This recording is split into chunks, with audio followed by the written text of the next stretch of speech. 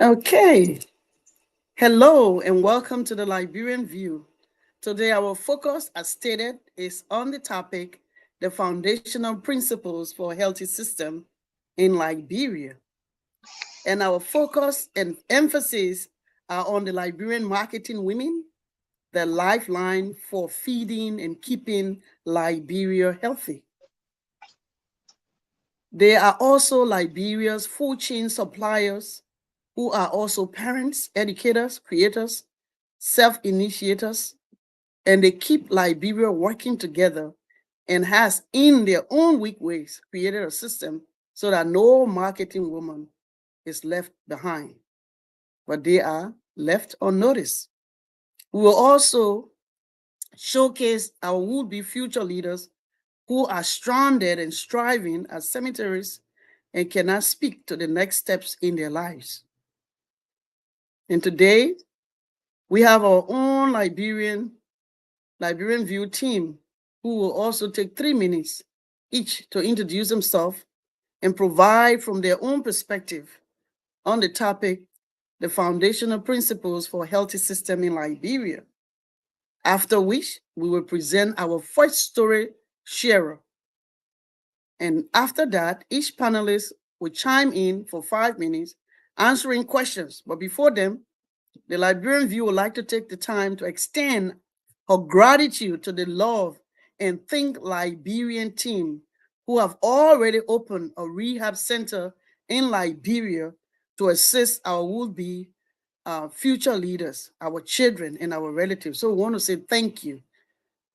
Before going any further, I will just turn the platform to my own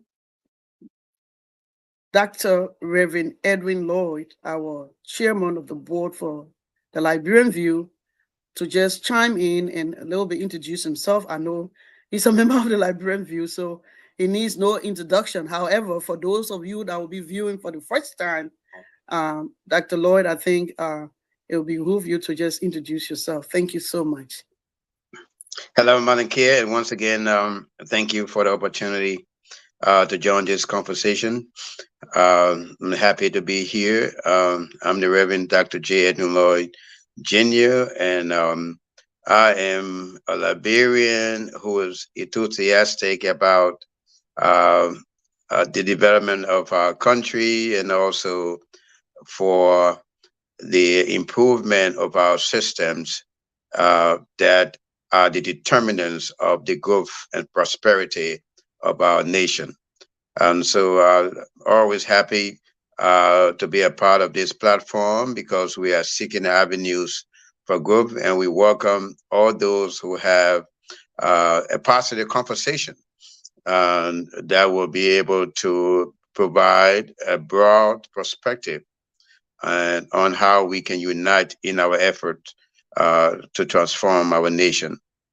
The topic on a discussion, designing or discussing or in search of healthy systems in Liberia is key, and that should be at the height of all conversations that we have in our various gatherings, wherever they may be. And so today we are discussing the issues and problems or barriers that those who are the part of the engine of development in Liberia, the economic system and the future, the market women, also the youth in Liberia that facing the problem of opportunity gap. There's a gap between their future and the opportunities that should be provided to them. When we look at those, what are some of the opportunity gap in Liberia that are coming to barrier in the hindrance to the prosperity of youth? You know that the future of any nation depends on the youth of that nation. The youth are adequately prepared. The nation will be adequately prepared for the challenges of the future, and also those who within the nation who are at the engine of economic development or who are in self-help programs or those who are independent business women and men. Those are also part of the underground economy of Liberia. We'll be discussing that, looking at the dualistic character of the Liberian economy and how it affects, economic growth and the desire for growth in business, or the desire to become independent business people, and also foster financial independence. These things we'll look at and try to see how we can come up with solutions that will help the growth of our country. So thank you very much again, and we look forward to a very healthy and warm discussion. Thank you so much, Reverend Lloyd. We know that we have new viewers watching, and maybe you may wonder why we're discussing, why we're showcasing these individuals.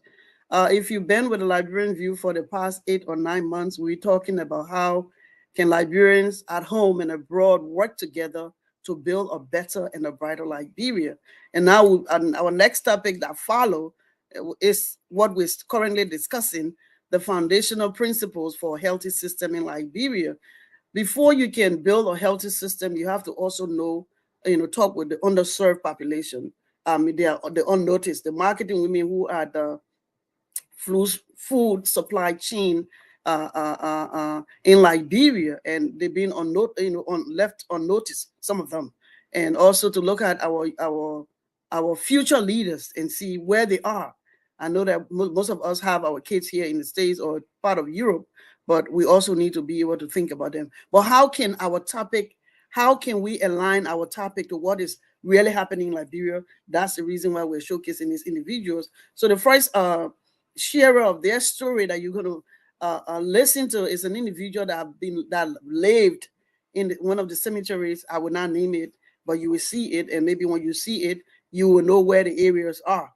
Who have lived there and in fact stayed there and graduated from high school and has a trade. So we're going to listen to his story, and then we'll chime in, and we'll be looking in our chat. We're hoping that you'll be able to ask some questions or maybe and provide your views. Thank you.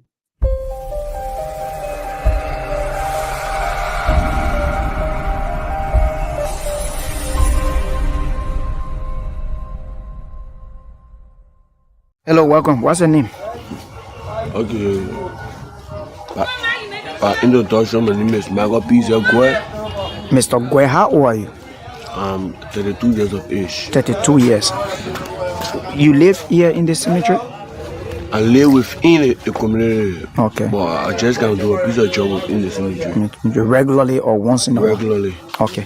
So you here now. What are your achievements? What have you achieved over the time you've been? How long you been coming here? Wow. I was like a kid when I was in this community. Okay. I'm talking about in this habit and year. How long you been? I've been in the habit since 2013. Okay. And then I live in the community. I graduated from high school from the Salvation Army William Boo. And then I went trade school, but Liberia, if you get contact, you can't get job, okay? And then this is the area where I found that I can get my daily bread from. So I hear now causing trouble, professional tailor and professional hospital, take us on foundation roof level, get whole house contract for tar. And this is the cemetery. After I graduated, I went on 1 month protocol, and then I came here. I bagging my tree up. You got kids? Yes, I got kids. Okay, so where your wife and children? Wow, my daughter is not here right now. My daughter is in Dwazon with her mother. Okay. But I and my wife together. So if you are asked what you people would need to take you out of this place, because you are a professional tile layer, and it is because there is no contract out there, and most of the contracts are based on big names and contacts. Sure. What do you want now to take you out of this condition? Okay. As a team? Okay. First of all, I won't speak for myself because I control men here, and I will speak for me and my boss here. Okay. Not to go much. I got some of my boys here who graduated from high school, who even in college, but doing that school because university is a place where you go one at a time, right? And then I got some of my boys who attending the university, and then what would they need to move on here is, I want you people to help, in a sense that people who are willing, because like what the woman said, if you're willing, right? I ask you people to help people who are willing to leave, people who are willing to leave this place. If you want to go to the rehab, if you want to help them, they go to the rehab. And people who need job, because I got some people who graduated from college and a year no job, and I will ask you people to help, in a sense that I help them with job. If people can help them with job, you'll help them with job. And the other guys who want to go to the rehab to be transformed, you people, if you people able to help them, because so many people been coming here, they have been doing the same thing to us here. So we don't trust anybody now. Okay, so to end up, we understand that the LDA people normally come here to embarrass you. Sure. When they come, what they can do? They just arrest you and carry you? What else they can do? Okay, very much. Thank you very much for that question. The LDA people can come here, okay? And when they come here, I actually rely on the Liberian government, okay? If the LDA come here, once they come here and they see you, because they say, well, me give a shop power on go. When the devil can enter, when you power the devil, you go inside, right? But if you power the devil, you stay out. If the devil can, because the way they behave, arrogant, they see the people they join them, they take that value, take that form, beat them, even they see nothing with them. They will tell the judge to put it in the beginning package, because they see money on the person, or they see the person beat form. They will take it, and then they will allegedly say you carrying drugs. So when the LDA people come here, they will run behind the beginning, they embarrass the beginning, they beat the beginning. I mean, here, I'm a victim of that. Okay? Once DA guy here, and I will say louder, right? One DA guy, how you call himself? Who cool? How you call business? Peaceful knee. One cool. He was the, I don't know, he came to the former DA boss. How you call himself? Mark Soko or Zeyu. okay, Zeyu, right? They came here and one guy they called Skinny Ball from the Gubayo fee, according to him, he said, put your stand down. They robbed me here. They took my phone, they took my money, and we just go, they never see anything with me. So they do this to you every day? Yes, every time. Every time. A minute that beast man and that Skinny Ball man. And do you think that's a solution from the government to be chasing you around? No, it's not a solution. And first of all, I would appreciate our president on Children Human Bwaga, because he really doing well to build a rehab for the children who taking substance. When they hold you and know that you're substance user, they carry it to the rehab to be transformed. Do you taking substance? No, I was, Okay. but I'm not taking substance. You're a changed person now? Yes. And you need job and recreation? Yes. All right, thank you. What's your name again? My name is Mago Gwe. Thank you, Mr. Gwe. Thank you. Okay, so what a sad story. Someone had stayed in a cemetery, graduated from high school. Now he is a tile layer and then a house builder. And he has a profession, but he doesn't have a job. And they have an authority in Liberia that will go in those areas and, harass them and maybe put some drugs or something in their pocket to show that they are taking drugs. I mean, it's a pity. Someone already living in a cemetery where it's so ridiculous. But because they were in a position yesterday taking drugs and doing stuff, and at the end of the day, he is clean. And I spoke with him on the phone, because it's a two-way street before even I turned the floor over to our own Dr. Reverend Edwin Lloyd. It's a two-way street, okay? People come and help you. The government of Liberia, we want to say thank you to President Boakai for really supporting the rehab center where they go. But when they are done with the whole training, at the end of the day, they have nowhere to stay. They can't get a job, and then other authorities, police, or how you call them, come over to harass them, take their phone, and just make life difficult for them. So um, I hope we have some groups that are ready and are looking forward to. I will also talk to my pastor, I mean, our youth pastor, Pastor Vonnie Taylor, and who also spoke about these kind of projects that they're going to be undertaking. And the Liberian View is going to, one way or another, work with them to see how best we can, those from the rehab, how can we assist them when it comes to job placement. And it's so sad. So I don't know what authority in Liberia is going in those cemeteries to harass and take their phones. They don't have a job. They are frustrated. They went to the rehab. They're trying to be better, and then you go back there to harass them. If you're listening, we need to really stop. We need to stop, because if you have your child in Europe, or you have your child in the States and they're doing so well, and you're thinking that those in Liberia, they're gonna be frustrated. They don't have a job. They don't even know what's the next step for them. And we're gonna just leave them, and then later on, our kids will come to Liberia and things will be fine. We'll be joking. So the purpose of this discussion is for us to really listen keenly and see how best we in the diaspora can come together and help our Liberian children, because they are also Liberians. They have rights, they have responsibilities. As I told them, if someone help you to go to the rehab, you get from the rehab, and then you go back smoking, it's for your own good. If you go back smoking, that's it left for you, because they took you to rehab to be better. But at the end of the day, you go back to the same thing, it's going to be a problem. So, Liberian View, why I'm going to turn it over to our own Dr. Reverend Dr. Edwin Lloyd, we're going to come together to see how best we can support them. And with through working with my own pastor from Harvest, Pastor Vani. I hope you're listening. Reverend Lloyd, the floor is yours. Thank you.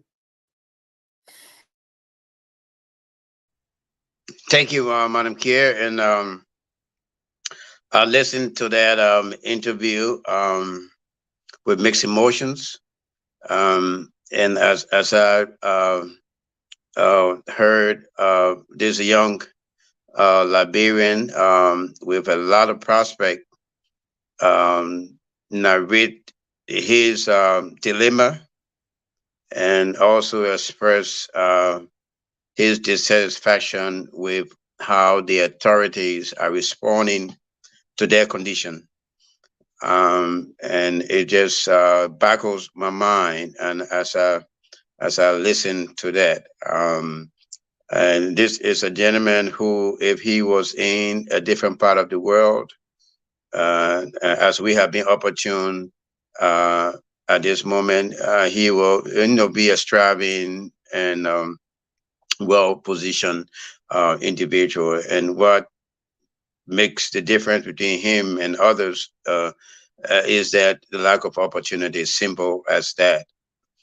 And then several things that he mentioned, and several indications that I drew from his conversations and several perspectives that I have gathered based on what he has said, and is in line, and also sum up to the issue with the rigidities, right? It's very the rigid nature of the labor market, not only in Liberia but within Africa as a whole.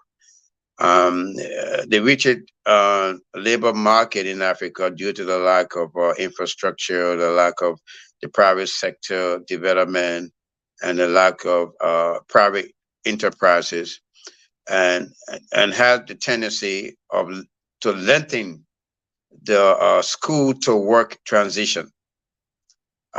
School to work transition is key, because even here in the United States where we are, the system is designed to enhance the transition from school to work. And so, as he explained over there, you can see that it is glaring that the transition to school, from school to work, is lengthened for most individuals, except the minute of those who graduate from school or earn a trade, do not be and that cannot assume positions because of the system in Liberia, and that there are solutions to those problems, and that can be solved. And then with he stated that he commend the current administration for the steps that they are taking, and also want to commend the current administration also for taking steps. Although they would not be able to solve the problems overnight, but they are taking the step towards, and the right step towards getting to alleviate the problem in one step at a time, which is very beneficial. One thing he mentioned also concerning the problem with drug addiction, which is actually destroying uh, the health and the welfare of those young Liberians. It's a serious problem for the future of Liberia. It's a serious problem for the socio-economic system. It's a serious problem for the society, and for safety, and for harmony, and for movement of people, and and also for life expectancy. These are serious problems when it comes to drug use. I work in drug rehabilitation, here in the United States, both in the public and private sector. All right, and I currently, do rehabilitation for at the federal level. And so therefore, I understand the implications of drug use, and also the system is designed here to make sure not to only um, create the systems for rehab and for those individuals who have an addiction to have the opportunity to go through rehabilitation, but also to provide them the incentive and opportunities for revitalization, opportunities for reintegration, and opportunity and programs for relapse prevention. So I don't know what systems have been designed in Liberia. I have to research that. But rehab alone is not the solution, because if you put these individuals in rehab and then after a period of time release them, and without any incentive or any program opportunity, so that they will be able to retain themselves from going back in the vicious circle of drug use, and they go right back in the same environment, then therefore there will be the tendency for relapse. All right. So therefore, if there is a rehab system, which is good, there also be a system of rehab prevention, revitalization, and reintegration. Is very key.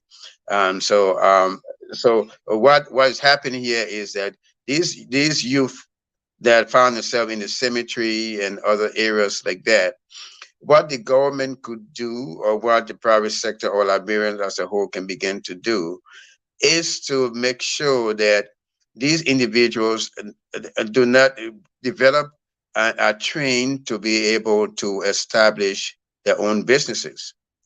Because one of the deficiencies of our economies basically is a lack of access to finance for pursuing higher education, also, or for starting a business. And there's no availability of starting funds, and and most of those in who graduate are always taught that they should go and get a job, but also is important to also be able to set them up to become independent business people who also can become employers. That will help decrease the unemployment rate in Liberia. So, for example, like the young man who we just listened to, he's a tire.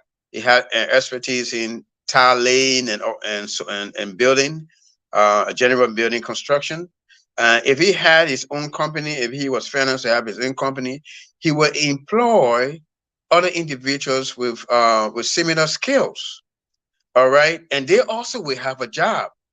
And therefore, the Liberian government, the contracts they have for construction, the contract that these and multinational corporation has, and all those things, the government can make sure that they employ or also contract these Liberians who have the independent businesses to do these contracts instead of having foreigners do these contracts.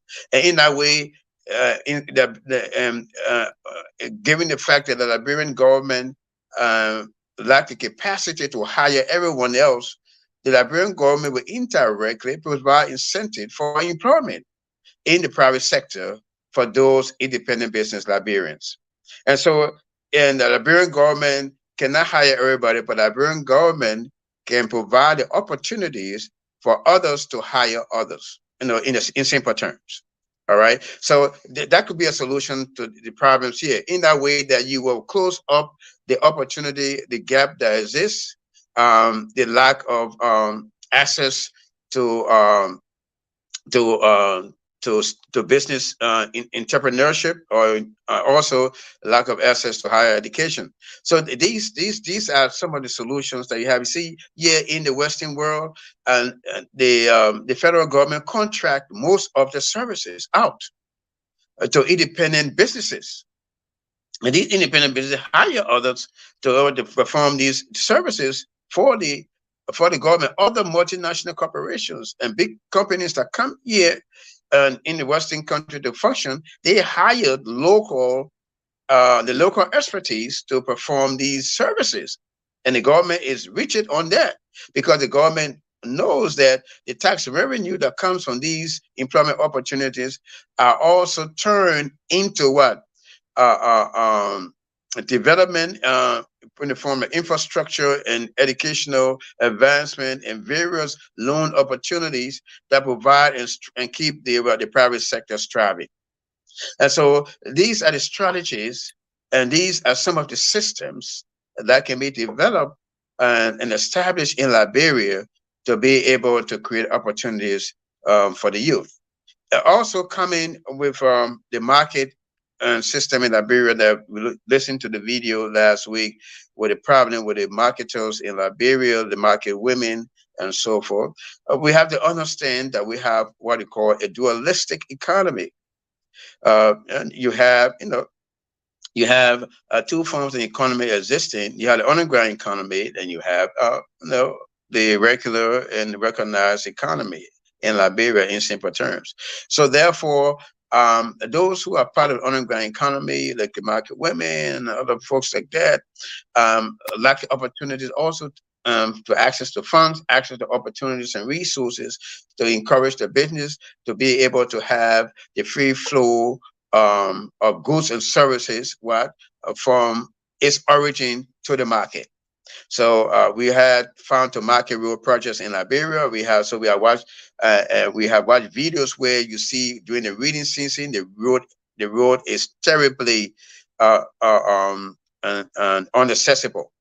Inaccessible. They cannot access the roads. They cannot get to the market. They cannot get. So they have to travel to foreign countries, or maybe Sierra Leone, up to the border area to get goods and come back, and that increased the price also, and the access to these goods and services. So therefore, the prices are high, and when they come, there's no access to market. We talk about the market problem. We had the proximity of markets that become a problem for those marketers to sell their goods effectively. So there are a lot of problems that can be solved easily if some system were developed, and this system become consistent, and therefore they are always developed and researched over time for constant improvement. Some of these problems that are existing will be alleviated, and the burden of the common people will be lessened over time. And so, these are some of the things that can be done, and all Liberians need to come together, and those who have resources, who have authority, can be able to come and form corporations, right? And put resources together, financial resources, form corporations. And I can go back and be able to invest, because if you go in individually or singly, say you want to invest in Liberia, you can do it. But if you do it as a corporation, where you have the collaboration and the input of resources from various sectors, and in areas and personalities, it will probably work much better in the interest of everyone else. All right, so I will pause for that moment to give my kids some time to chime in. But these are issues that are solvable in a way if collaboration are interjected to address the problems that we currently have. Okay, we'll play the video of these the two marketing women later on.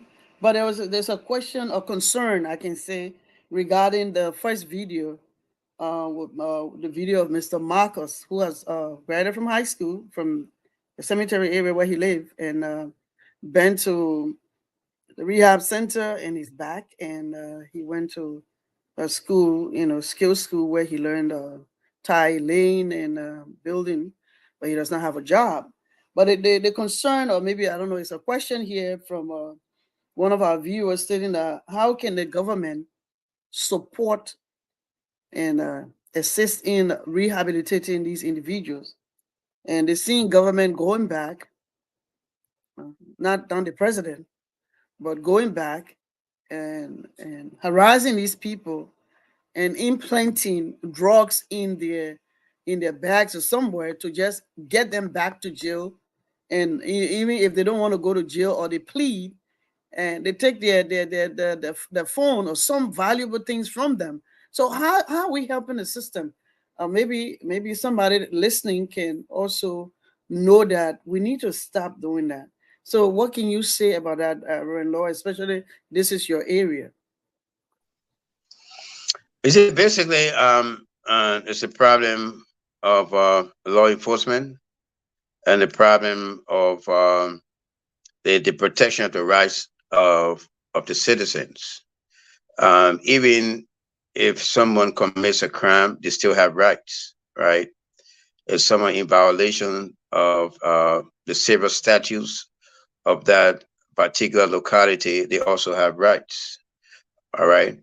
And so therefore, the government should be able to establish what the government can do to ensure that those who are within law enforcement, because just to say in a nutshell that there is a height of corruption in the law enforcement apparatus that is overwhelming and very disgusting in a sense.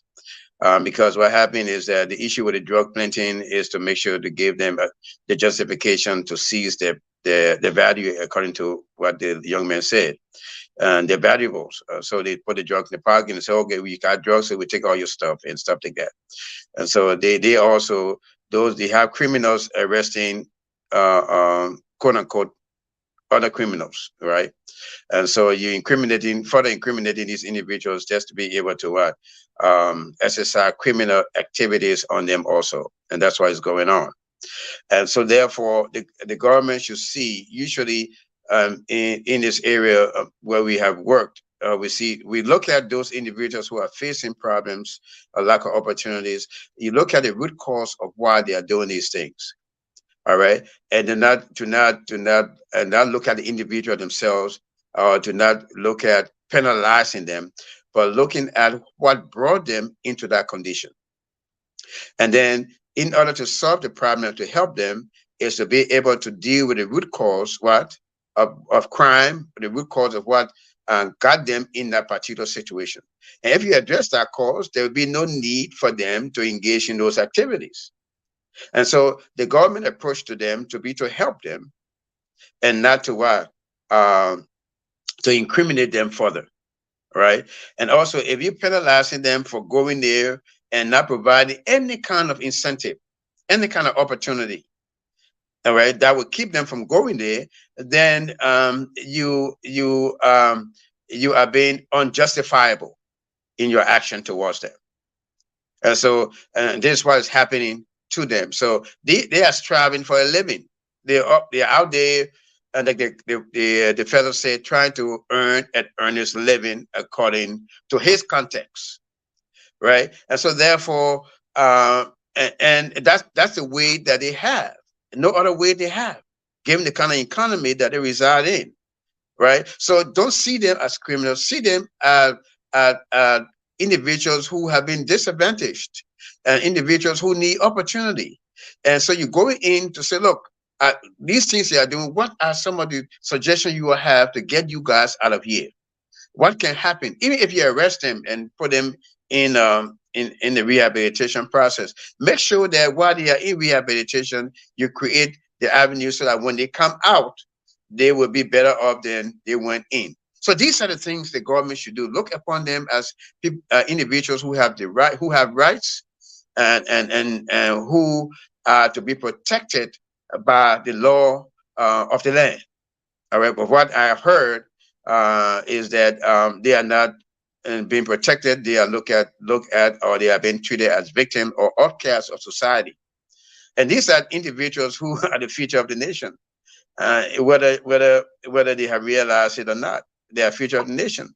And so therefore, if they lack that opportunity, what they would do, go in the street and begin to rob people, begin to engage in other dangerous activities and action, which would be detrimental to the growth of society or the peace and tranquility of society in general. And so in order for the government to ensure and be proactive to avoid these circumstances, the government need to be able to create the avenues for that.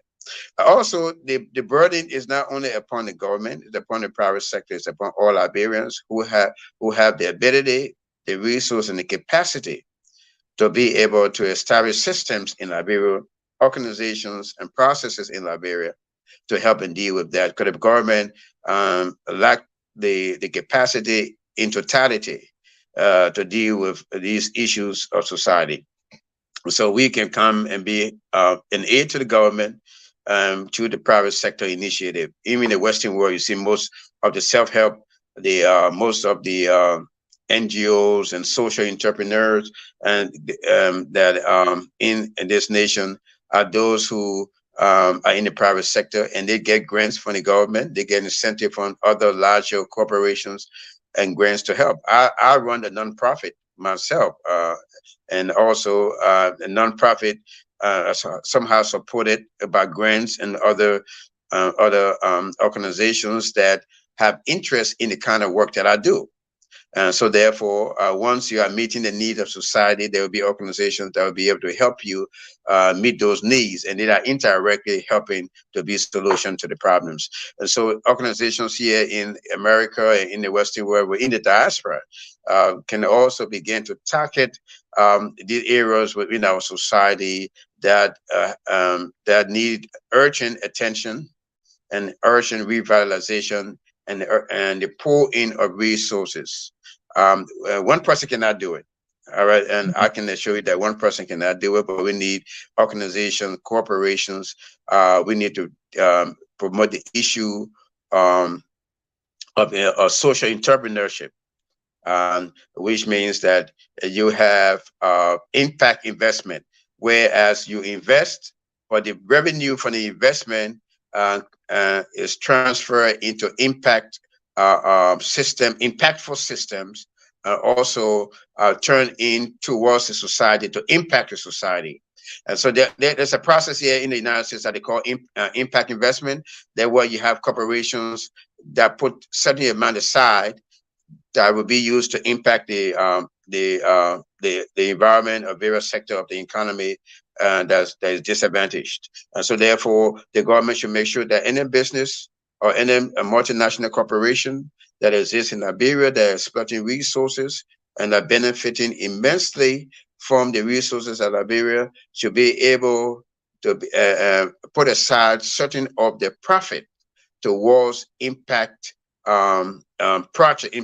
projects in Liberia. So therefore, that fund that I put aside will be used for impact. It'll be an impact investment fund, and make sure that they establish that fund. So all the logging companies, the Firestone, and all those companies that do with diamond, whatever natural resources have been exploited, the international business people that exist in Liberia, and the expatriates that are involved in business, they all should pour into the impact investment fund, and that fund is used to create impactful programs, activities for the nation. Yeah, in the United States, in the Western world, everybody who have a business must be able to contribute to nonprofit initiatives. And if you do that, the government has an incentive for you by getting you tax write-off. So you see, these things help the government to be able to reach to areas that the government lack the capacity to reach. But you have these ground root organizations that are doing the work, and the government support them to make sure that the government indirectly have a part in the growth and development of the various sectors of society or those disadvantaged areas of society. So these are strategies and systems that can be developed in Liberia and that will work very effectively if these systems are organized to make sure that they are sustainable, that they are reliable, and they are based on strong moral ethics.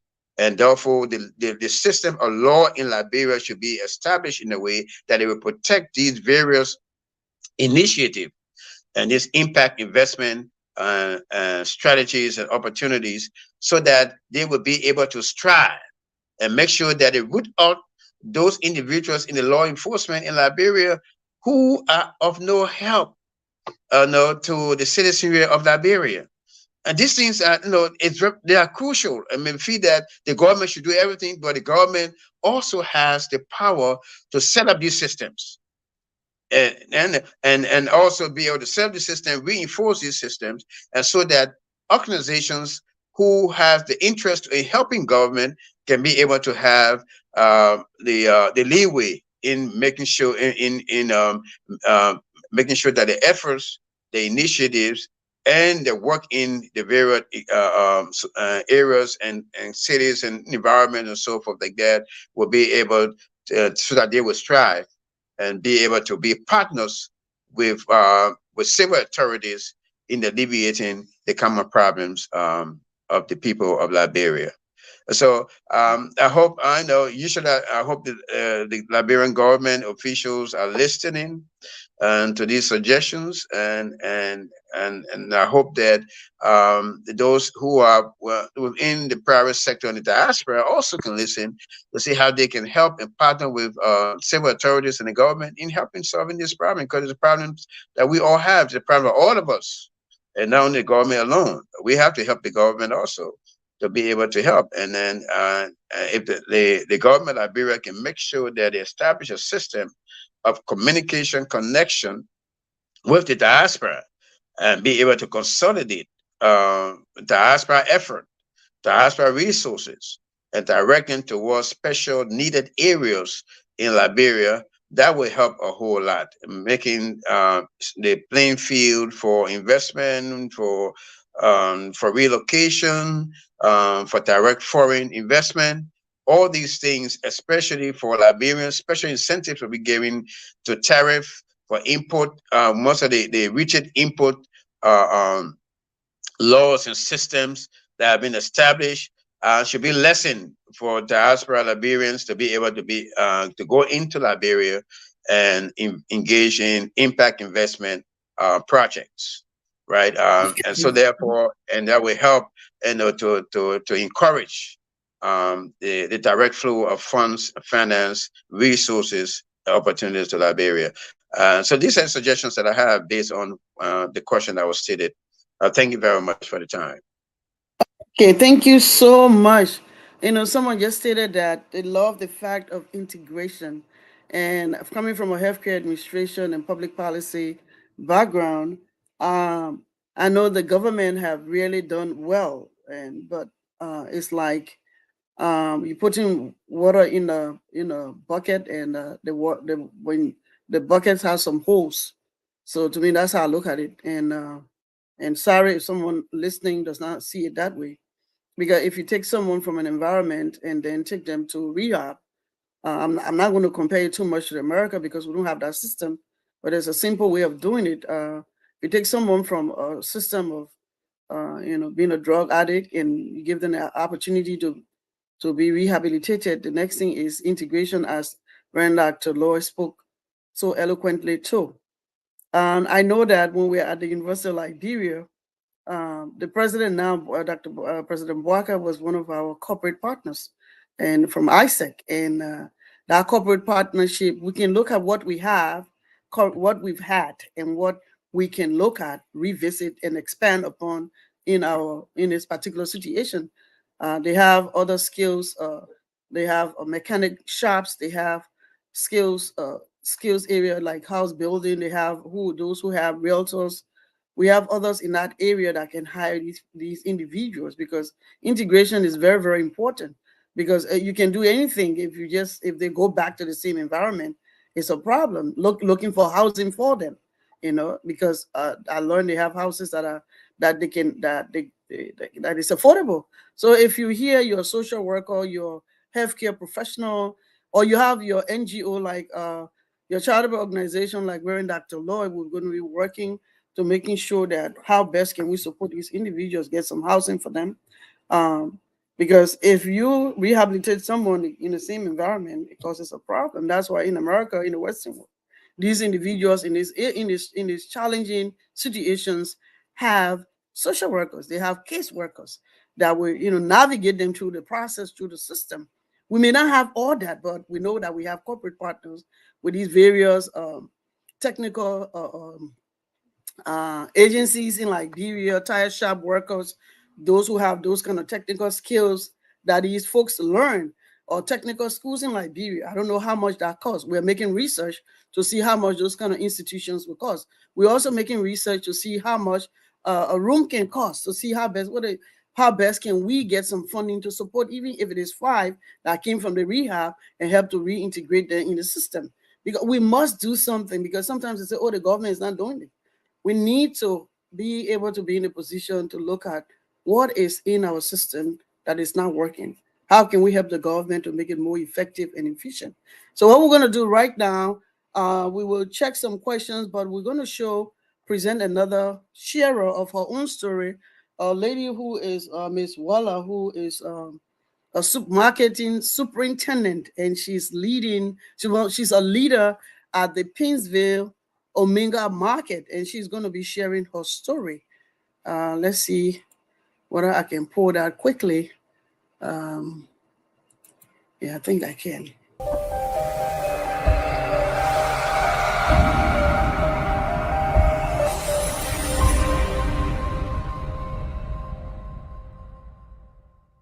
Welcome to the Liberian View. We at the Omega 14 Omega International Market, and we with our mother, who is one of the leaders here. Tell us, what's your name, ma? My name is Mary G. Waller. Okay, what's your position here? Let's Superintendent Omega Market. Okay. How long you been into this marketing business? I started selling in 1983. Wow, 1983. Yes. So what have you achieved from selling market or from dealing with marketers since? And I started selling in 83. They were born, all my children, and I started selling. But I tell God, thank you, through my selling, I get place. My children go to good school. Okay. And some of them in college. And through the market with my husband. How was it for you over the years doing business? Doing business, everything was fine with me because I made my own profit. I pay myself. How do you compare business in the 80s when you were coming to it and now? No, 80, you start 80, you know the money like 1 to 1 dollar. But for now, I left the table business now. I'm taking good from only giving it up. And you also into marketing administration? And also serving as superintendent in the market. Okay, just before, you're dealing with a lot of marketers. Yes. If you are asked to put in one context, the challenge or challenges your people face within this market, because I know you host several other markets, what will you name? Really, the challenges my people facing, I need help. One of the help that I will move here, I think 3 years, some of my market people, they told loan from Dra, Asset, Check, Kane. And we move here, some of them, are go down because some of the people went by rally. So that's some of the challenges my people are facing in Omega Rally market. Because people went back and they told no. So some of them are in debt. So I'm asking, you know that right now, and government bring the people back from right life in Omega, we need help from people to put my people back in business. Right now they are down. They are still managing. But we need help from people to help them. They know. Okay, so let's end up with this. The other time you were complaining how the people in Raleigh and you're way behind here in Omega, business not going, you know, what you can see, what you want now. The people are staying in Raleigh and selling. Yeah, people are in red line still. But we know that the government will bring them. And people are here. Because we're not here for people to run behind or in red line, taking our market free. So the people are buying in Omega will know one day, they will come. How are they that selling in Raleigh? How is it affecting the market here? They really just step in the market because you can't buy all the things that in Omega and in Raleigh. So you can pay $50 to come Omega, to come buy pepper and the pepper in Raleigh. Everything that in Omega is in Raleigh. Of course, they're running behind them, they're taking it from there, but the people are selling. So Omega people are facing problems because everything that here is in Raleigh. I understand you got a lot of tables for them. We see them all empty. Table are here plenty like it can even take everybody. Not only my market, but Kobato market, table empty. We have fruit market, we have Dokafe market, we have Kisi market. The belly are here, and all are empty. Only a few people are here. Okay, thank you, man. Thank you.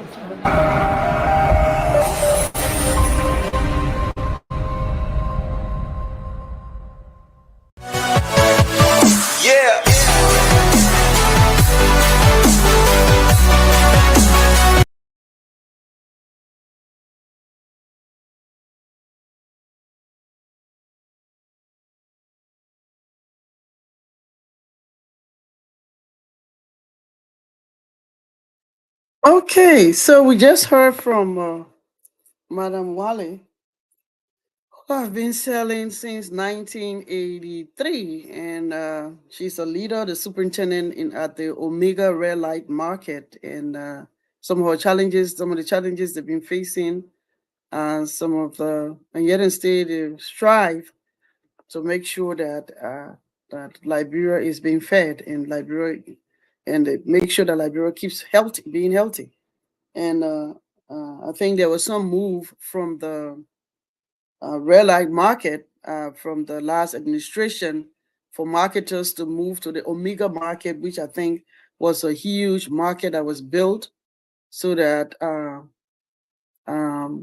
marketers from red light, those who are Liberians or not Liberian, but you've traveled to Liberia and you've seen it. From the red light, then you go to Omega. But from the red light, you have to pay $50 Liberian dollars to get to the Omega.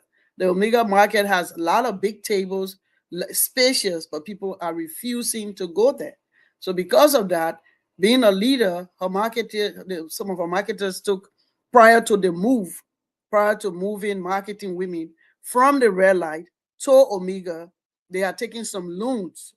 And now, because they are moved to the Omega market, the individuals who are playing marketers that are playing stubborn, they are still selling at the red light. So because of that, all purchases are made at the red light.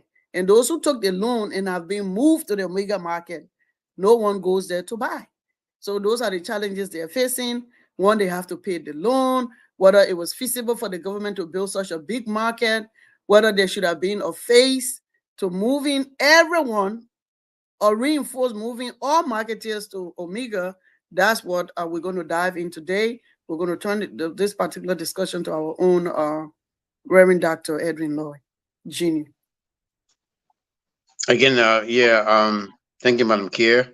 Again, I hope everyone who is viewing very pensively watch that video and watch how this very commendable market investor or marketeer um, explain about some of the barriers they are facing. Um, that is, those are barriers which are hindrances to their growth and development uh, as they move forward. And one of the key things that she stated that may be the cause, especially for those who are within the Omega market area or those who hold tables or sell at the Omega market, is the issue of proximity. The real market is kind of is before what in the direct pathway to the Omega market, because you have to pass through the real market to get to Omega market. And so therefore the goods and services that are provided at the real market are the same goods and services provided at the Omega market. So it makes no sense for the consumer to go to Omega market when you can get everything right at the real market. So therefore, this is a lack of the issue of a segmentation, right? So there must be for economy to strive, you must have the segmentation of goods and services. They must be segmented in a way. So therefore, and those also individuals who took loans, there were no opportunity for sustainability and no lack of condition for them to strive. Because receiving loan is one thing, but making sure that the condition for that loan to generate the revenue and also to be able to provide the benefit incentives to those who are the receiver of the loan is crucial. Very much so. They give somebody a loan, we are assessing the opportunity of repayment and opportunity for them to eventually get financial independent, because that's what the reason of loan, to provide financial independence and after a period of time. So and therefore the issue of proximity now made it a barrier for repayment of these loans. So most of those marketeers who took loans and with the notion that they will become financially independent, the business will strive, and who were directed to real market, did not have the inflow of consumers to be able to purchase the goods. So therefore, they were not able to repay these loans and were not able to survive in business. So therefore, that causes serious financial and economic problem. And so when you segmentize the goods and services, where you have certain goods are sold in a specific locality or a specific market, and you encourage and drive consumer flow to that area, and the consumer flow that goes to that area take in commerce, it takes in and economic growth, and so therefore from that the consumer flow over there will help to the growth of other goods and services. Other investors will try to go in that area because of the specific inflow of consumers. So therefore, if you had the real market and you had the Omega market that located on the same channel, what needs to happen for those in the Omega market to be able to strive and be able to repay the loans the investment loans that they took? What they can do is to make sure that certain goods are not sold in the real market. So, for example, if Omega market will be holding and solely for vegetables, for garden crops like pepper and so forth and other things, then make sure that no one sell those things at the real market. So the consumers will be coerced and they'll be directed to what? Those who want pepper and other things, and local products will go to what? Omega market. Those who want other goods that are sold, or maybe foreign goods, clothing and stuff, can be sold at the real market. That's how you do segmentation, and then therefore the business, those who are involved in business, will be able to get the flow of customer they need for the goods and services to be sold. And in that way, they strive. The economy in that area strive. The job opportunities are created. It reduces the unemployment rate, and therefore the society in general benefits from economically. All right. So these are some of the systems that be established, and that's something that can be done, in no period of time. In less period of time, the government has to plan and make sure that they begin to segmentize the market in Liberia, given the fact that it's a small country. You don't have a huge base of consumers, so therefore, and you don't have a lot of foreign purchasing. I mean, most of the goods and services they are consumed there.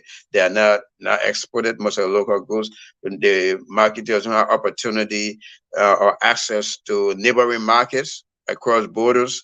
So therefore, they depend on the consumers in Liberia to consume the goods and services.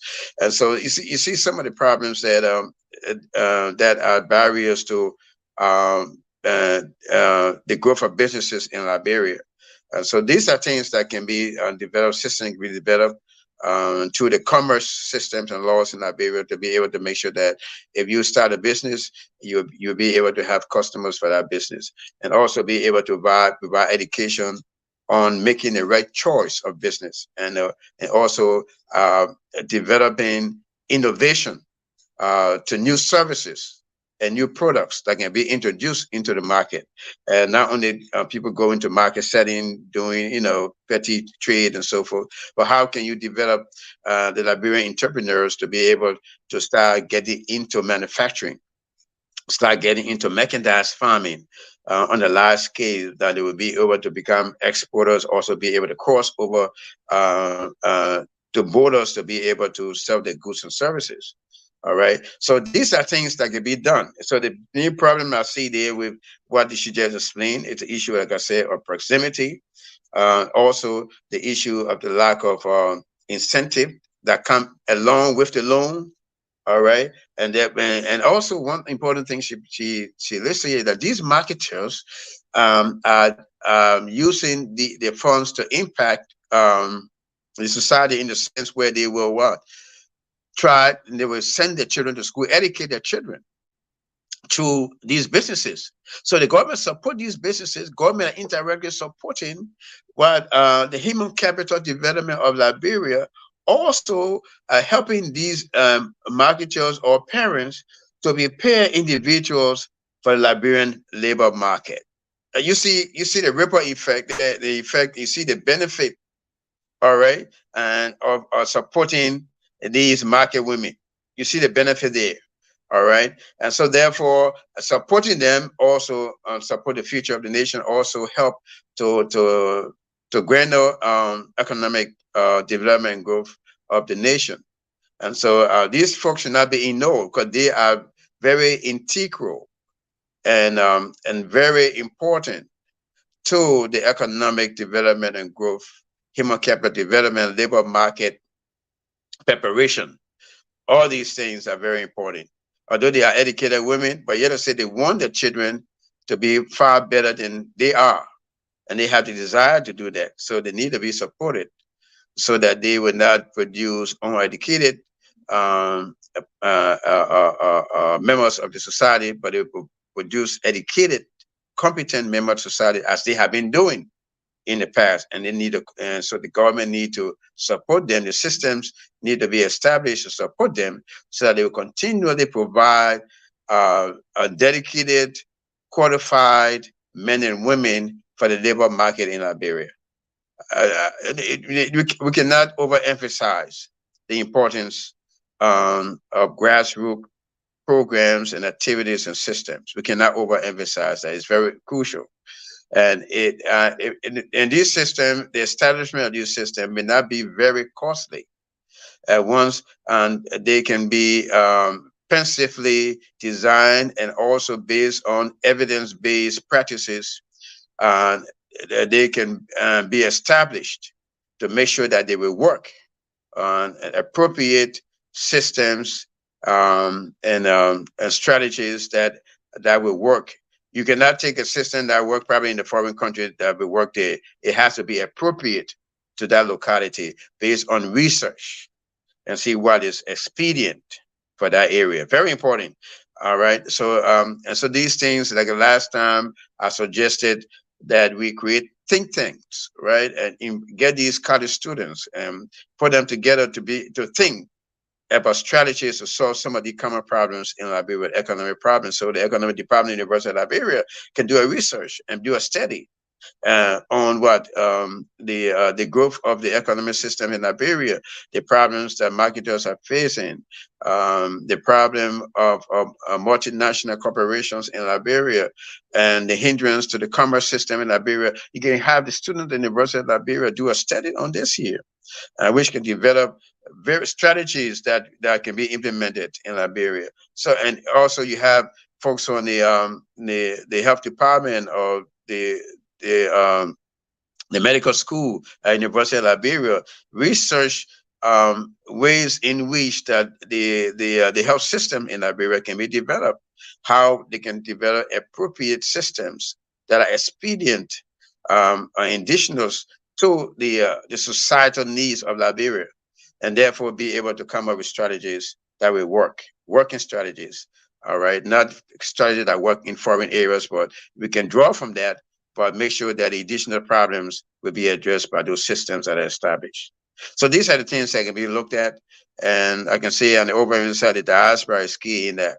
Get the diaspora involved to be able to help in this create incentive for the inflow of diasporans in Liberia, create incentive for them to be able to go back and invest, reduce the taxes, the tax burden, reduce the burden of imports. All these things may cause maybe reduce the tax revenue in the short term, but also will increase the tax revenue in the future.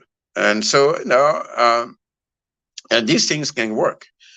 So we pray that the current administration will continue to do what they are doing to make sure that new systems are developed, the new initiatives are advanced, and also that the concentration on the youth, the concentration on the private sector development and private business enterprises in Liberia will continue.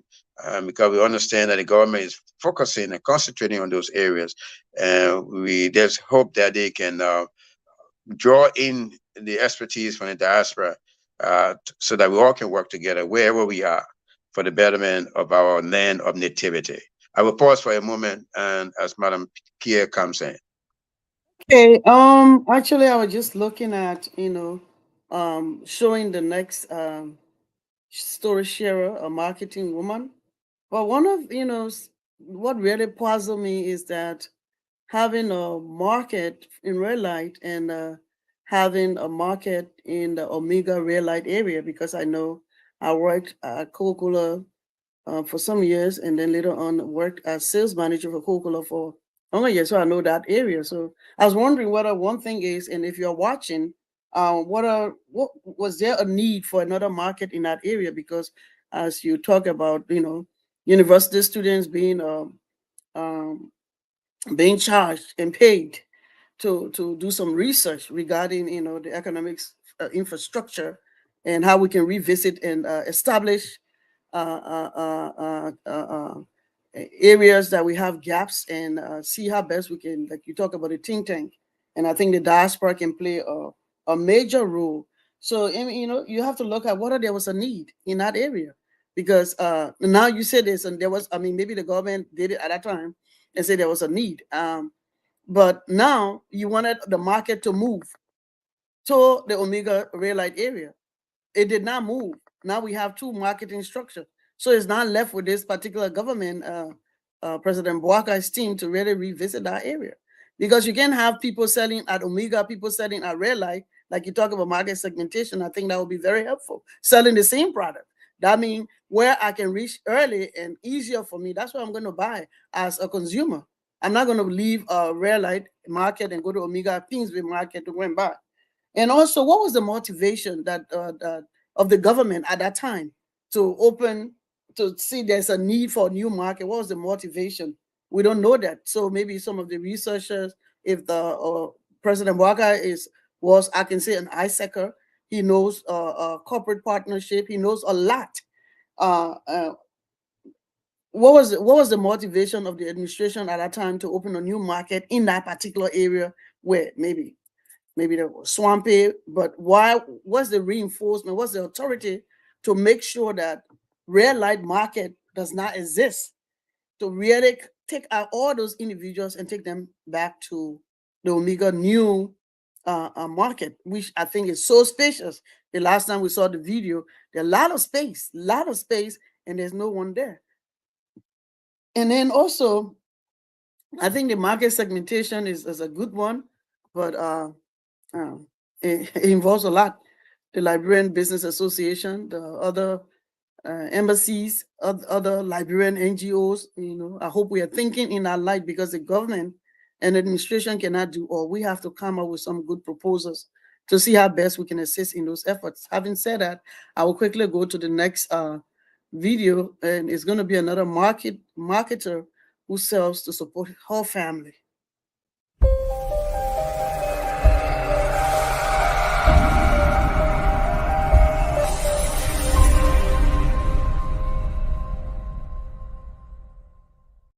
So welcome to Liberian View. Today we are in Red Light Market, and we will speak with this madam here.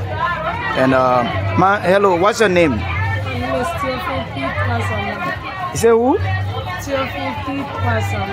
Theophane. Okay. Okay. Twa Zaman. What meal do you sell in this area? Pizza, alcohol, sugar, egg, and pepper, flour. Okay. So how long have you been selling? For the past 4 years. 4 years been into business? No, for the market, I've been 4 years, but the past market, after they broke down real life, I was selling household rummage. We sell bedsheet, curtains, baby blanket, but since they broke down real life, I had switched to another business. So since you got into this business, what have you achieved so far? I achieved a lot of things. So sending my children to school. The first priority is a children education. Followed by my sister, my mom. I support them on a daily basis. You mean from this market? On this basis, I'm doing. So how the buying looking here? The buying not bad. Sometimes it will not be easy, but we know the next day won't come, but we'll be there.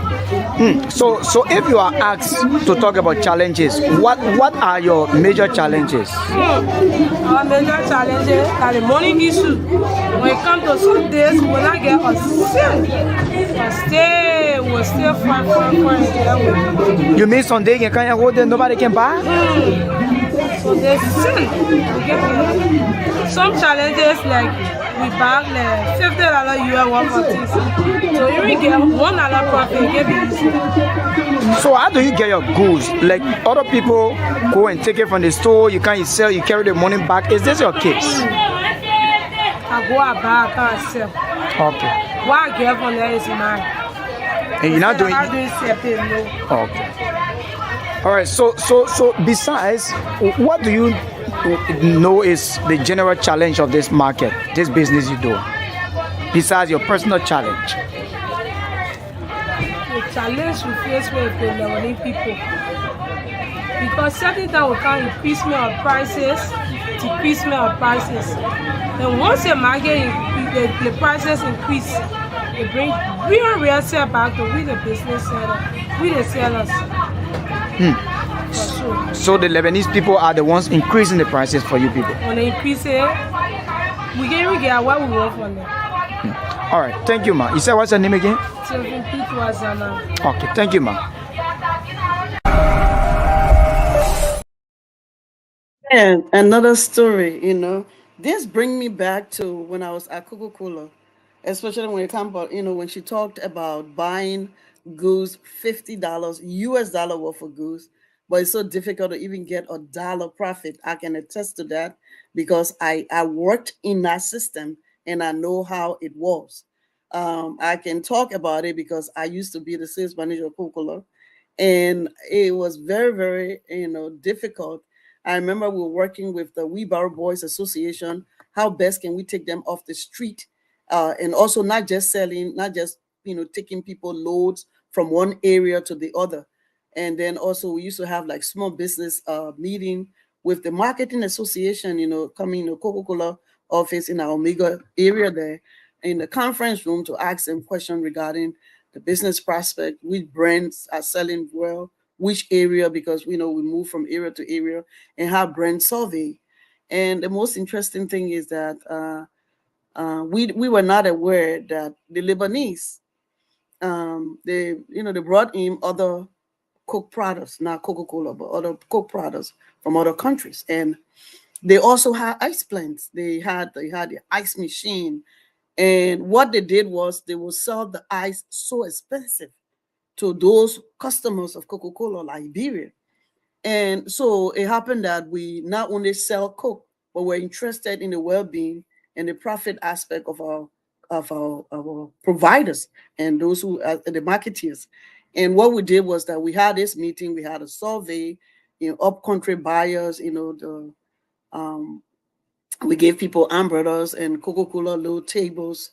For those of you who know Red Rose, that was my code at that time, Red Rose, because you don't use your full name. It was not good. So my radio code was Red Rose. So at the end of the day, we found out that the Coca-Cola Coke they were selling but no profit, and so I can attest to what Ms. Twazama stated. There's no profit because the cost of the goods is so high that even if they're selling, they don't make profit. So you have to look at commerce, what the commerce ministry should do about that. There's no price control in Liberia. So if you go to a Lebanese shop, they just give you any price. You'll buy it because you think you want to make business. But making the business at loss is like just not doing any business at all. So when we found out that the ice was so high, we wrote a proposal by the grace of God, and Coca-Cola, International Coca-Cola helped us, and we built an ice plant. And that was one of the best things that we ever did. Because what we did was subsidizing the cost of ice, giving it to the Wheelbarrow Boys. We mounted their Wheelbarrow Coca-Cola logo, and we mount them with some mount, and then we gave them the cooler, painted Coca-Cola cooler, and they started making profit. So those Liberians who are in Liberia, you're selling ice, or maybe you got your ice business. Let's try to do some surveys and check the cost of ice of the Lebanese, especially because they historically that's what they do. And I'm very shocked that after all these years, after 20, 21 or 22 years, they've not changed. It's the same thing. So they manipulate the cost of ice or what the product, they sell it higher so that we Liberians will just remain poor. So what can the government do about that now? What strategies do we have? The commerce ministry, what are we doing? The finance ministry, to see how best we can alleviate some of this suffering. Because how will you buy goods and you sell, you're not making profit? So that means it's a triple effect. The children will not be able to go to school. Health, they will not keep healthy because they're not eating the right food. They can't afford it. There are a lot of things going on. So we need to really, really look at that, because if Liberians cannot do business in Liberia and to be able to sustain their livelihood, is sad. So I turn it over to you, Reverend Lloyd.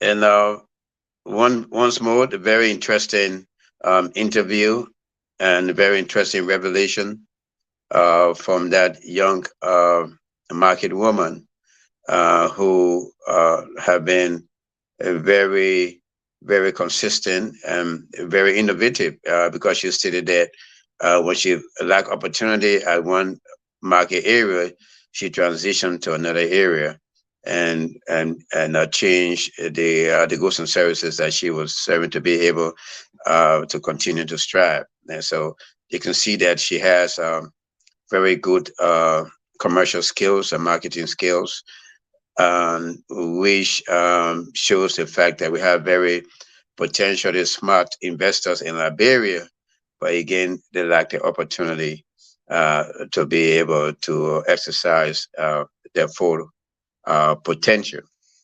And one thing that we we noticed there, and that I re-emphasize that I want to say here is that, small business is key to holding and to solving the problem of youth unemployment in Liberia, even in Africa as a whole. So investing in small business growth, governments, in organizations, and also communities can unlock the potential uh, of the youth, and which will drive economic development also, and also shape a better future for all. And one important barrier that she one common a common the commonality between her and other marketers, you see that the first priority is to send their children to school. All right, I can re-emphasize again the importance of the success of these individuals. Also, is directly related to the human capital and the labor force development in Liberia. All right, so the government should take that very seriously, investing in these individuals, and make sure that they have the opportunities and incentives that they need to strive. Another big barrier that she mentioned, which was not mentioned by the previous individuals that we interviewed, is the problem with wholesale suppliers. You know very well that the wholesale suppliers in Liberia are expatriates. They are foreign business people in Liberia, and and their main goal and concentration is profit driven, right? So their concern is profit driven. They are there to make profit. They are business people, and the reason for business is for profit generation. So, but therefore, if there's no regulation, there will be arbitrary increase of prices in order as a result of greed. You need to establish fair pricing in Liberia, right, to make sure that these foreign investors do not take advantage of the locals. And it's a clear indication here that they have been taken advantage of, and the pricing may be arbitrary. Also, related to the high cost of the wholesale products or the goods that are sold wholesale or the wholesale suppliers, is also the high rate of the import uh, taxes or the tariff that are placed on these the foreign goods that are imported in Liberia. The foreign goods that are imported in Liberia. So therefore, if they have to go through a lot of problems and barriers to be able to free and go to a high cost just to free their goods from the port, they will have to inflate the prices to be able to earn the profit um, that they desire to earn. There's, and it's simple, So therefore, what can be done to make sure that the price burden is upon the local market people or those individuals that are involved in small businesses? What incentive can government create to be able to ensure that when the goods finally get on the market at the wholesale level, it will become affordable for retail suppliers to be able to achieve and purchase. And so there's a gap here. There's a problem right there that the government needs to look at. Also, look at the fair pricing system in Liberia to see how these Lebanese and Indians and also the foreign investors, how are they calculating their prices? And I believe there's no regulation in Liberia when it comes to fair pricing, because the Lebanese folks, we have the capacity, and they know that they don't have no respect uh, for the commerce system in Liberia, because they know they can bribe their way through systems. They can bribe their way to the violations, the commerce violations in Liberia, so they don't care. They go to the port. They bribe the folks to be able to clear the goods because they want to another one go through the RICA or the RICA process of freeing the goods, so they bribe the people through. And so therefore, the retail consumers bear the burden of the cost that they have to incur that these Lebanese Indians have to incur to free their goods from the port. All right, so you see, and corruption also is at the height of this year. Corruption at all sectors, all level. When it comes to the wholesalers, when it comes to the system of government that that regulates these foreign investors, and the commerce system regulation in Liberia, and all these things have to be looked at, because at the end, it's the locals that bear the high burden when it comes to cost.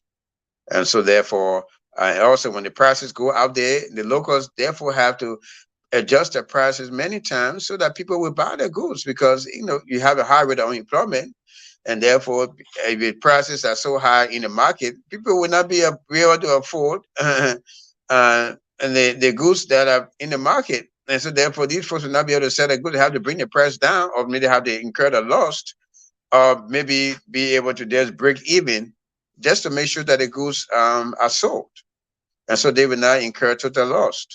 So you see, these things are the problems that are existing. What I gather based on the explanation that I give it is not a problem. Is usually research has shown, some of the research that and the common practices in other West African nations, and there are similar problems that exist in other economies, neighboring economies. In Africa, also neighboring economies that are adjacent to the economy of Liberia. So these same problems are occurring, and so therefore we need to engage in research in order to improve the market functions and also commerce in any nation. We have to do research, constant research, looking at the problems that exist, coming up with mitigation strategies to be able to mitigate these problems, so that at the end, the business people will have the incentive, and they will have to be able to have the opportunity to be able to grow. And so therefore there will be a better future for all if these individuals are successful. They are focusing on sending the children to school. They are focusing on making sure that their children becomes productive citizens of the nation, and the productive citizens contribute immensely to the growth and development of Liberia. And so therefore, they are the future. And these market women are producing future leaders of our nation. They are important to the future of our country. And so therefore we should see them in that light, that as they are important, and look at them as ordinary folks. They are the foundation of the nation. All right, they are the foundation of the nation. So let's see that we can direct resources towards them to be able to strengthen them, so that they will in return strengthen our nation with the labor force development that they have been producing over the years. All right. So these things that need to be done.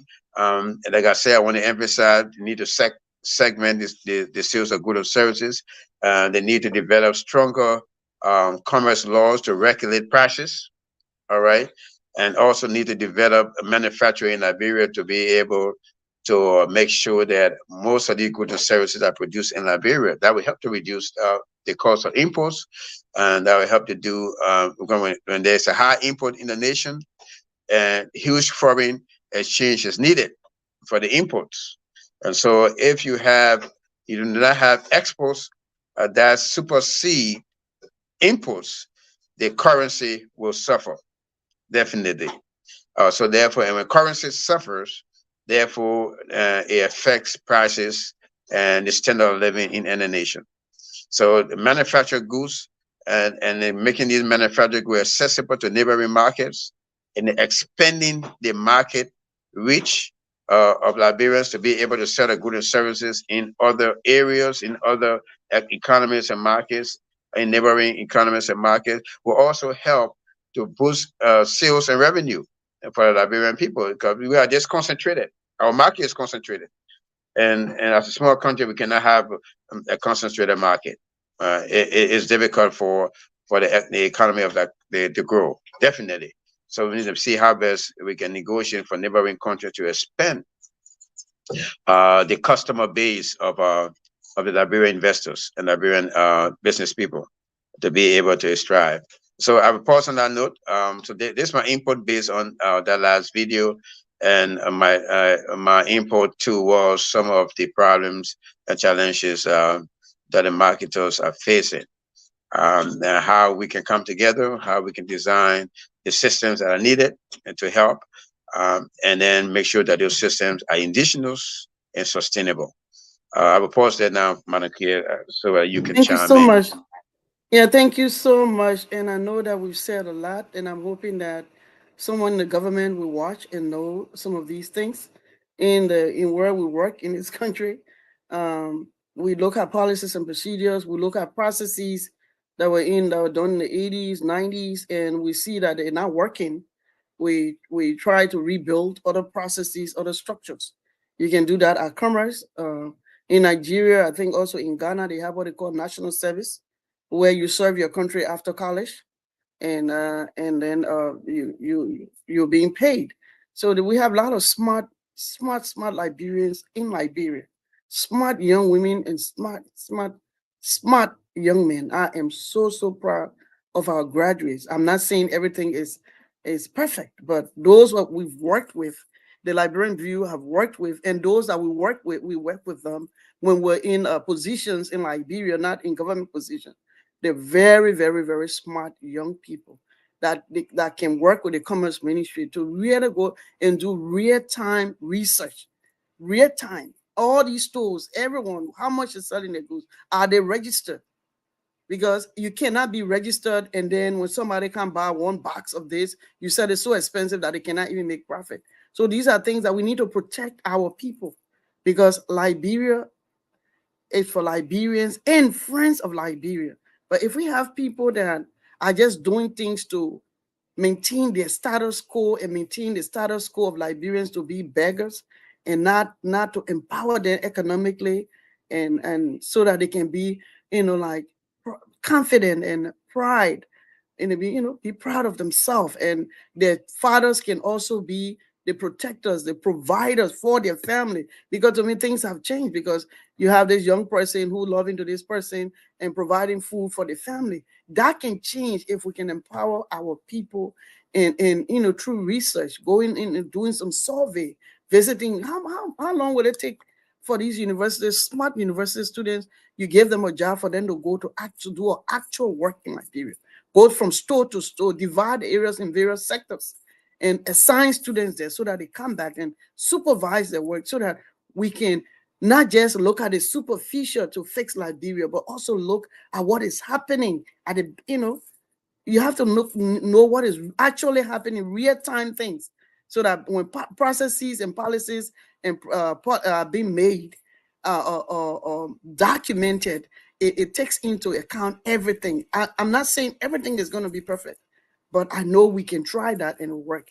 And I know that President Boaka and his team, they work hard to make that happen. Because if we don't do that, we are having our children here in Europe and other African countries, other Asian countries, they're doing so well.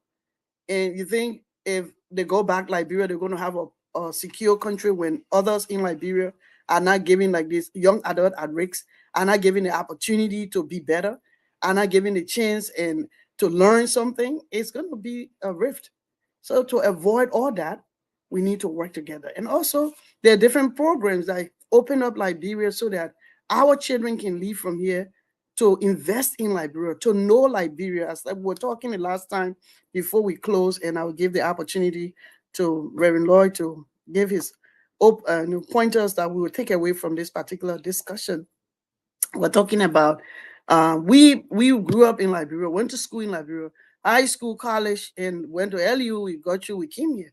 So we have that feel for Liberia. But if we do not take this opportunity before we all pass away, for our children to know and love Liberia and want to do something for Liberia, and the government of Liberia has a greater role to play, that our children can be reconnected to where we came from, the remittances that we're talking about will be gone away, because they will have no interest in Liberia, because they want to go to a country that is rich, that can give us anything, that can make them to make money. So all these things we are discussing is for us to see through the loopholes, the gaps. What can we fix? We know that this current administration cannot do all. They are working, but we can come together and do the needful. Don't just eat all your money for yourself. Do something in Liberia. Help a student. See what someone is doing. Support them.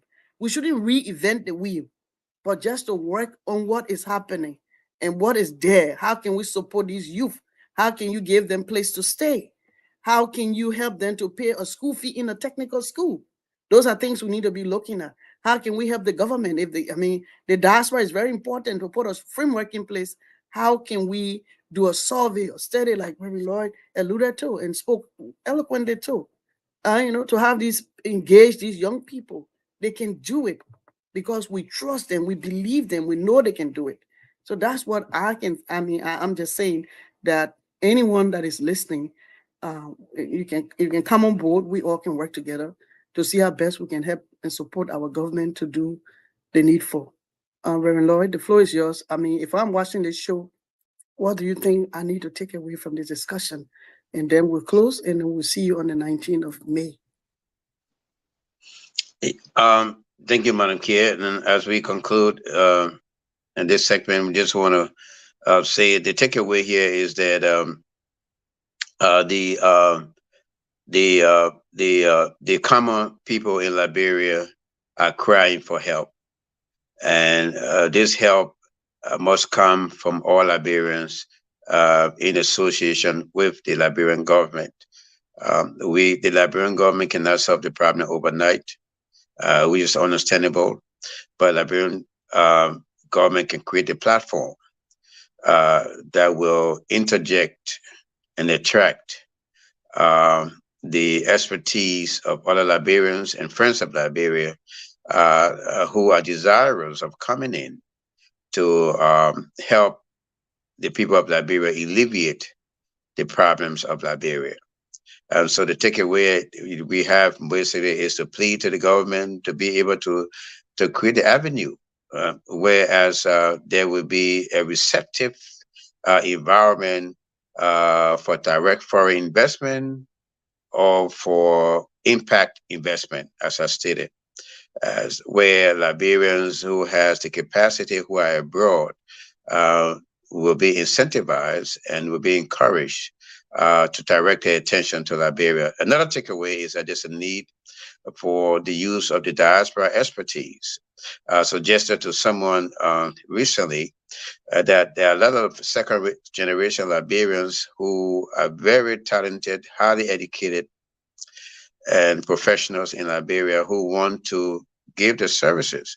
So if there can be a system of a change, foreign exchange, where maybe during the summertime, the government of Liberia can provide, incentive, maybe transportation or maybe lodging or something, and then encourage young Liberians here who were born here, who are professionals, to go and stay 1 or 2 months and work in different sector of the economy. It can be public and private, and lend the services for free. Right, and then they provide incentives for them, give them reduction in airfare, all those things, and then they will be willing to go in and do 2-3 months of service to Liberia and establish some systems and so forth for free instead of and that can be done. Right, and a lot of young Liberians want to go back home. They want to have the opportunity to see the home of their parents. They want to contribute. You have a lot of youth from other nationalities, from Ghana and stuff, that going back to Ghana on a similar programs and providing services for 2 or 3 months and coming back.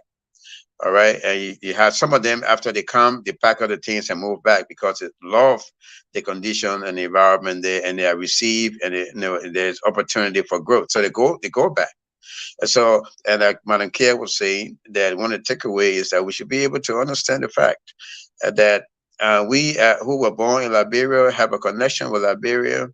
There will come a time that will fade away. We have our children who we are invested in. And we want them to have interest in Liberia. We want to develop the interest, but the condition must exist to attract them, and to also have them develop the love of their country.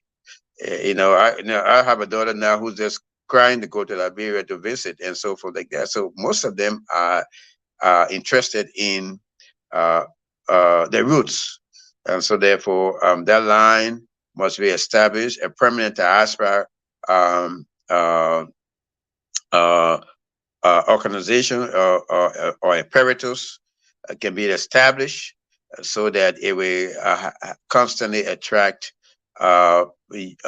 second generation Liberians or Liberians born in America to be able to have interest in the land of nativity of the parents, and that will continue to enhance the diaspora experience. Also, we continue to allow us to tap into that. Also, Liberian government should ensure that dual citizen be given to those children who are of Liberian parents and they are born in the United States.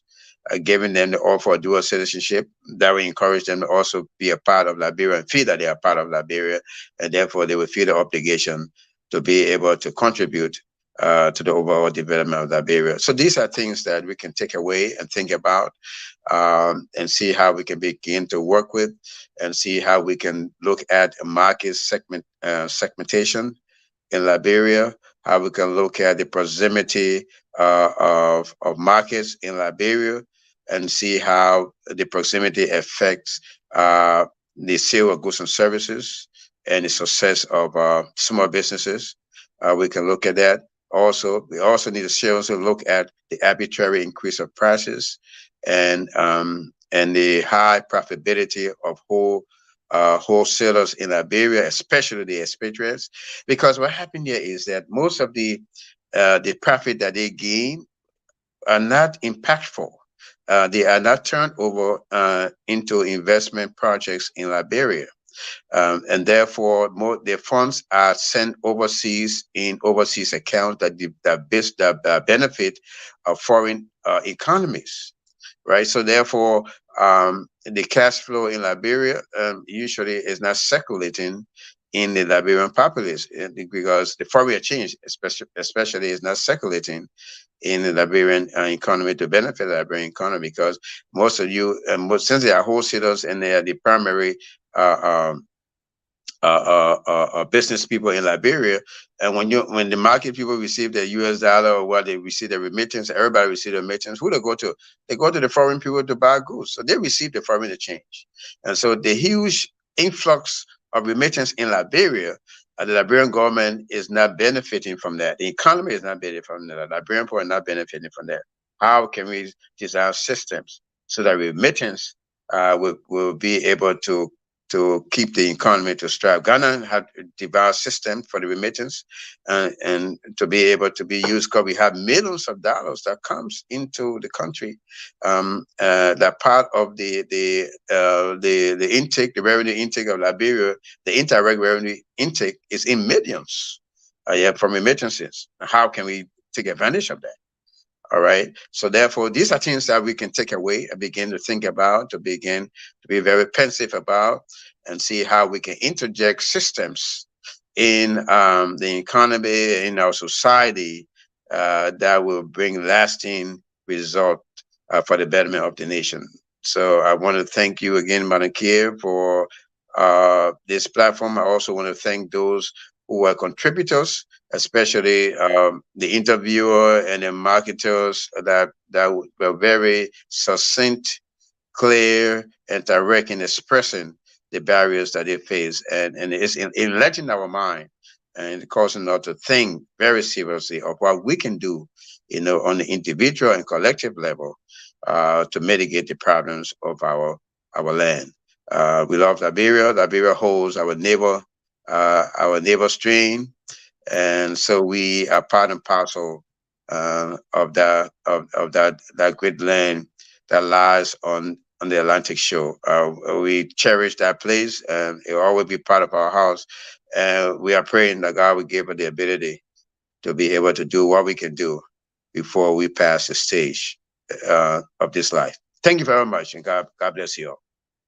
Okay, thank you so much, Reverend Lloyd. And I just want to just add to what you just stated. I want to also just thank Mr. Howard and Mr. Andrew Ware those that are representing the Liberian view in Liberia for such a great job in providing the information that we most need. We want to say thank you for those who viewed it, and those who send your questions in. We want to say thank you. Continue to support the Liberian view. This is your own platform. And also to just say thank you to all those who will be watching this particular discourse later on. We will still be looking forward to your questions, and we sure will let you know that we'll provide responses. And I just want to also just take this time to let you know that we're going to be here on Sunday, the 19th of May. And I want to let you know the topic, that we'll be discussing is stay under our main topic, the foundational principles for building a healthy system in Liberia. Our emphasis actually for the 19th is going to be the role and responsibilities of Liberians in the diaspora and Liberians at home when it comes to the effective and efficient implementation of the War and Economic Crimes Code. We will send you the flyers out so soon, and you will see the speakers. So having said that, we want to say thank you and see you May 19th, Sunday at 4:30 p.m. Eastern Time and 8:30 p.m. GMT. Thank you, and please have a nice day.